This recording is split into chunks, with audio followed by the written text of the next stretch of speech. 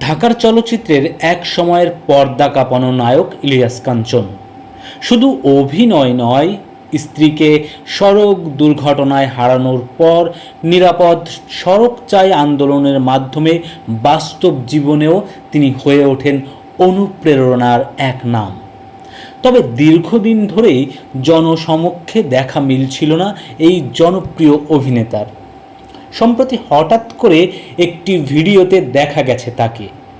ভিডিওতে ইলিয়াস কাঞ্চনকে আগের চেয়ে অনেক বেশি শারীরিকভাবে দুর্বল দেখা গেছে, ওজন বেড়ে গেছে, মুখমণ্ডলে এসেছে পরিবর্তন, মুখ অনেকটা বেঁকে গেছে, কারো সাহায্য ছাড়া হাঁটতেও পারেন না তিনি। অনেকেই প্রথম দেখায় তাকে চিনতেই পারেননি।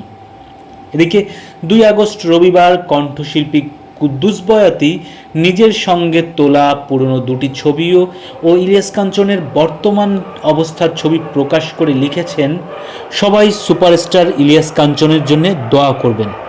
দর্শক, জানা গেছে প্রায় 14 মাস ধরে ব্রেন টিউমারের চিকিৎসা নিচ্ছেন ইলিয়াস কাঞ্চন। উন্নত চিকিৎসার জন্য গত 13 মাস ধরে তিনি যুক্তরাজ্যের লন্ডনে অবস্থান করছেন। সেখানে মেয়ে ইসরাত জাহানের বাসায় থেকেই চলছে তার চিকিৎসা। ঘনিষ্ঠ সূত্রে জানা গেছে, অস্ত্রোপচারের মাধ্যমে টিউমারের বড় একটি অংশ অপসারণ করা হয়েছে। বর্তমানে তিনি নির্ধারিত ওষুধের কোর্স সম্পন্ন করছেন।